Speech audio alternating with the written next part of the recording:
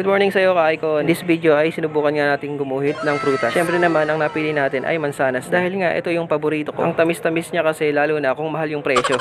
Hindi ko po alam kung anong variety ito. Basta gumuhit na lang ako ng gumuhit. Tapos ay bahala na kung ano yung kalalabasan. Actually, hanggang ngayon ay nag-experiment pa rin tayo kung hanggang saan yung kakayahan ng mga ordinaryong lapis na gamit ko. Siyempre, ay tinitignan ko din kung paano natin maile-level up yung ating talent. Sabi ko nga sa inyo, ka-icon, sa mga previous video natin, ang ginagawa ko lang na technique sa pagkopya ng mga image na gusto kong gayahin. Kinukuha ko nga yung emotion ng character na yun. Kaya nga kahit hindi masyadong hawig, ay madadaya ka dahil pareha sila ng emosyon na ay nilalarawan. Kaya nga mapagkakamalan mo na magkamukha talaga sila. Pero ibahin mo sa ganitong bagay na walang emosyon o walang mukha. Iba yung level ng difficulty nito. And ang kailangan mo ditong skills sa pagganahin ay ang shading at ang tamang blend ng mga kulay. May pagka-realistic talaga kasi yung kinokopy nating mansanas. Kaya nga kahit hindi huwag sa ating ginagaya, ay kailangan lang natin itong mapagmukhang totoo. And hanggang dito na lang muna, ka-icon. Sana ay nagustuhan mo ang ginuhit ko. Para sa iyo yan. Kita-kits!